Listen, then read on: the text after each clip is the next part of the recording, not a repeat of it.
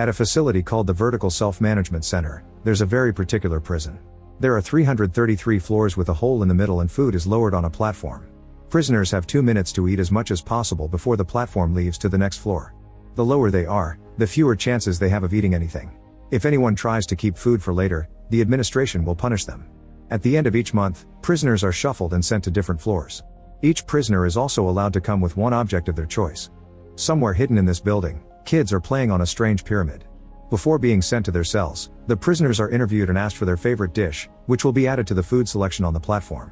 Zamyatin asks for pizza and explains he may get nervous if he doesn't get it every day, like the time he set his parents' house on fire while they were asleep. However, the interviewer knows Zamyatin immediately regretted starting the fire with his own autobiography and put it off. Meanwhile, Perempuin says her favorite food is the ham croquettes his ex used to make for her and that she's joining the facility because she needs time to forget what she did. Eventually Zamyatin and Perempuin end up on level 24. When the Zamyatin checks the platform for his pizza, he's devastated to see people have taken bites and stolen the toppings. Arguments coming from above reveal that the prisoners from level 21 ate food that weren't theirs. Furious, Zamyatin grabs some chicken and is about to bite it, but he's interrupted by Robespierre and his cellmate from level 23. It turns out that a group of prisoners is following a self-imposed rule that says each person can only eat the dish they chose during the interview or trade with others voluntarily. That way everyone gets fed without exceptions. Those who follow that rule are known as loyalists and those who don't are called barbarians. Robespierre points out that if Zamyatin eats something else for revenge, it'll create a ripple effect and leave the bottom levels without food. Zamyatin doesn't care and is about to take a bite, but Perempuin stops him by sharing her croquettes. The next day the prisoners from level 21 get angry over the rules and Robespierre announces they may have to fight for their food. Perempuin immediately breaks her bed to get a metal bar she can use as a weapon. By the time the platform reaches her level, there already is a dead man on it. Then Robespierre and a guy from 21 fall on top of it while a woman from above keeps kicking off the food that fell on her level, not wanting to be punished for a mistake. However, her level is already heating up and soon she catches on fire, causing her body to fall on the platform as well. While Robespierre and the other man keep on fighting, Perempuin puts the fire off with her bedsheets, however the woman is already dead. Then she tries to join the fight only to quickly be brought down while the man from 21 is knocked out. At that moment the platform starts going down, so Perempuin and Robespierre rush to throw into the pit all the food that fell on their level. The temperature starts falling at great speed, but thankfully they get rid of all the food before they're frozen to death. After the platform is gone, Robespierre freaks out and cries as he realizes the burned woman is dead. Zamyatin tries to comfort him and Robespierre snaps, grabbing him by the neck. Perempuin has to yell at them to stop them. The unconscious guy from 21 is tied up and Robespierre announces he'll take the body down the levels to look for the anointed ones. Zamyatin doesn't understand, so Robespierre shares the story. Some time ago there was a man who became known as the Master or the Messiah. He was the one that came up with the fair distribution rules, but nobody knows if he's still alive or he ever truly existed. The Master sent a message of hope, saying he survived a whole month in a low level without eating by meditating. The following month he woke up at the very bottom where food never reached, so he chose cannibalism and fed the needy with his own leg. Those who ate the Master's flesh are the anointed ones, and since then they've spread the Master's message of solidarity. Zamyatin doesn't believe the story and yells that he hasn't eaten in 2 days before the lights go out. Robespierre ignores the mocking and throws the burned woman's body into the pit. As it falls, it hits the edges of the different levels and the body starts breaking. Eventually all the pieces land on the bottom, where cannibals grab them to feed. The next day the platform brings the pizza Zamyatin wanted and he finally gets to eat. Robespierre eats his dish and throws the food of dead prisoners in the toilet. He explains that arbitrary leftover distribution only favors a small few and would only cause more fights and violence. Then Robespierre assigns a few dishes for Zamyatin and Perempuin to protect before leaving on the platform with the prisoner. Days start to pass and Zamyatin and Perempuin eat their own dishes. They throw away the leftovers to avoid trouble, but when nobody is looking Zamyatin eats a bit as well. Each day the duo grows closer and they start helping each other with intimate things like grooming and sharing their food. To keep herself busy, Perempuin doodles on the wall by scratching it with razors. On the last day of the month, Perempuin invites Zamyatin to draw something on the wall too. However, he says he's more of a science guy and dedicated most of his life to study math. Zamyatin writes an equation on the wall and explains it made him quit because the solution is an imaginary number. He'd concluded that if they accepted something without a physical reality as a correct solution, then he couldn't trust math again. That day he left his job at the university, his research, and abandoned his family to go back to his parents' house. Later that night they hear that the food reached level 175, which never happened before. Everyone starts celebrating and Perempuin asks Zamyatin to dance with her. After some hesitation, he agrees and they have fun together. The next day Zamyatin and Perempuin are horrified to wake up on level 180. When the platform arrives, it has no food at all. Days pass and the duo has to suffer through their hunger. Once again Perempuin draws on the walls to keep herself distracted.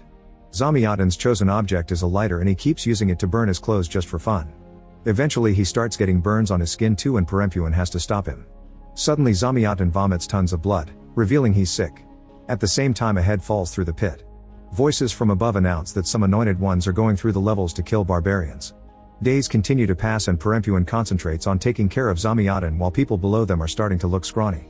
Body parts keep on falling down the pit too, it seems the anointed ones are still fighting. Messages come from above saying they're getting closer and there's a list of barbarians they want to catch, including a fat man from 24 who ate food belonging to the dead. To protect her partner, Perempuin says they used to be in level 74. That night Zamyatin thinks about the interview.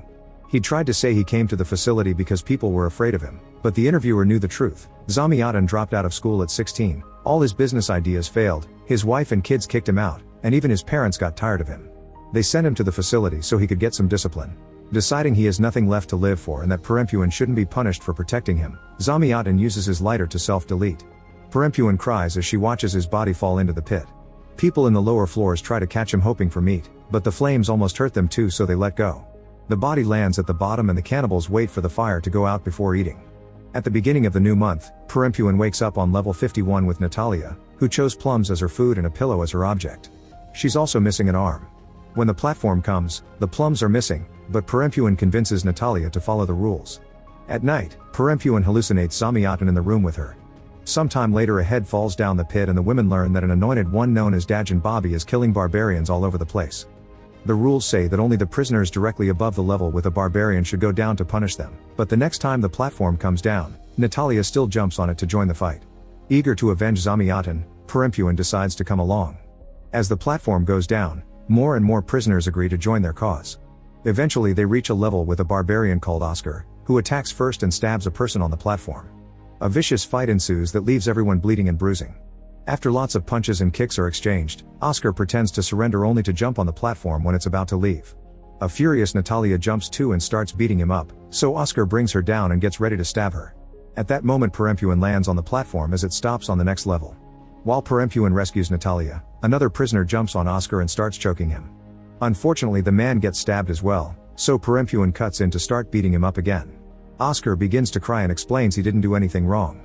He's been in the facility for over a year and had to eat something to recover, he only wants to survive like everyone else.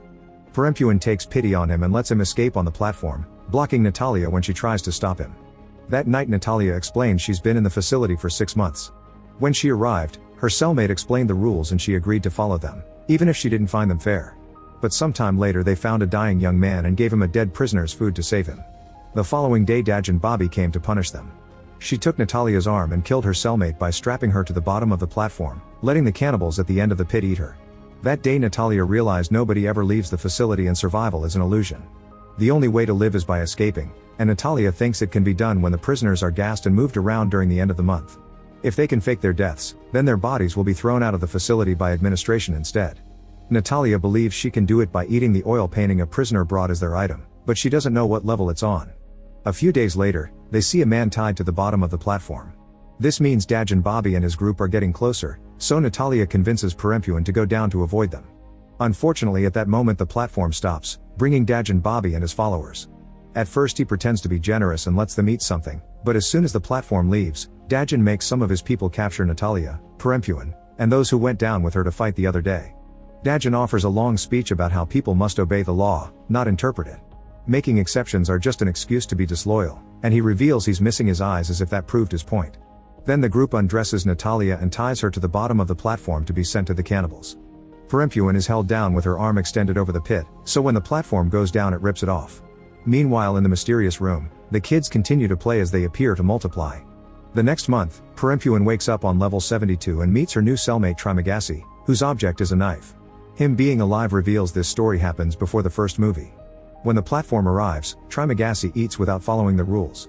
Perempuin has given up on this unfair justice and jumps on it, inviting Trimagasi to come along. As they go down, Perempuin convinces more barbarians to join her, including Oscar. There are so many people who hate the loyalists that soon the platform is pretty crowded.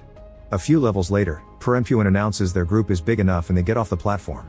It's then revealed that the infamous painting is in that cell and finding it had been Perempuin's objective all along. Recruiting fellow barbarians had only been a way to gain protection. The next day, Dajin Bobby makes sure to empty the platform before it reaches the level with Perempuan's group. He explains he'll wait for them to be weak to attack and kill them, but he'll consider mercy if they surrender now. An argument ensues on how to proceed and some barbarians leave for the lower levels. Suddenly Trimagasi interrupts the argument with an idea: they should all go down and eat any loyalists they find. The group loves the idea, and while they celebrate, Perempuan remembers sharing her story during the interview. She used to be an important artist, and the painting Natalia had been looking for had been her object all along. Her fiancé had a child from another marriage, and Perempuan had accidentally killed him. The next time Perempuan wakes up, she tastes meat in her mouth. She's been refusing to eat human flesh, but she became very scrawny, so a lady fed her to help her recover.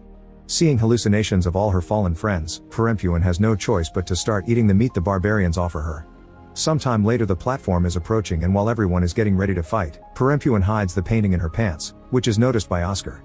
The platform arrives with a bunch of mattresses that suddenly fall, revealing Dajin Bobby and his group of loyalists, who immediately attack. A vicious fight begins and both sides start killing opponents without mercy, covering the entire place in blood. It becomes difficult to see who is who, and Trimagasi accidentally stabs a woman he had a crush on. Traumatized, he decides to stop fighting and hides under the bed. Meanwhile, Oscar sits on top of Perempuan and starts choking her. Trimagasi notices this and hands her his knife, which she uses to stab Oscar. He dies after asking why the painting was so important. Then she moves to hide with Trimagasi and cries while the prisoners continue to kill each other. Even Dajin Bobby goes down, and in the end nobody is left alive except for Trimagasi and Perempuan. When the platform goes down, the bodies start falling into the pit. Perempuan comes out and notices Dajin Bobby is still breathing, but she decides not to kill him so he can suffer until the end. Afterward, Perempuan throws all the remaining bodies down the pit, leaving a now dead Dajin for last. She tells Trimagasi she's leaving and asks him to come along, but he decides to stay, saying this was the best month of his life. Then Perempuan starts eating her oil painting and passes out with foam in her mouth right before the gas fills the cell. In the mysterious room, a whole pile of children are struggling to climb up until a boy makes it to the top. At that moment a light shines on him and two adults from administration arrive to take him away. When Perempuan wakes up, she's tied to a pile of dead bodies being moved by facility workers, meaning Natalia's plan worked. The pile is pushed through the pit and Perempuan gets to see how the workers clean the cells and rearrange the sleeping prisoners using low gravity. When the workers leave the pile at the end of the pit, Perempuan has a devastating realization: this isn't the exit, this is level 333. She immediately wriggles free from the rope and hides under a bed while watching the men bring in the chosen kid. The boy is left on another bed and the pile of bodies is pushed through a hole into a secret level lower under 333. Still feeling guilty for killing her fiancé's kid, Perempuan decides to cleanse her consciousness by saving this one. She makes a jump to reach the other bed, only to accidentally hit her head. Then she picks up the kid and tries to leave, but the gravity is still a problem and causes her to hit her head again until she passes out. Perempuan reappears on the platform with the kid in the middle and a bunch of cannibals ready to eat. A man gives her a knife as inviting her to feed on the child, but at that moment she wakes up screaming. It's just her and the boy in level 333, and the platform soon takes them down to the very dark bottom. Soon the cannibals surround her, but they don't attack her because of the child. They explain Perempuan must stay because her journey is over and only the children get to go back up again. The cannibals help Perempuan get off the platform and watch how it starts going up again, taking the kid to new prisoners. As time passes, more and more prisoners arrive to the bottom on top of the platform carrying a child. It seems the facility keeps a bunch of kids as a tool to manipulate the prisoners, using them as a fake sign of hope or to stop anyone from trying to escape.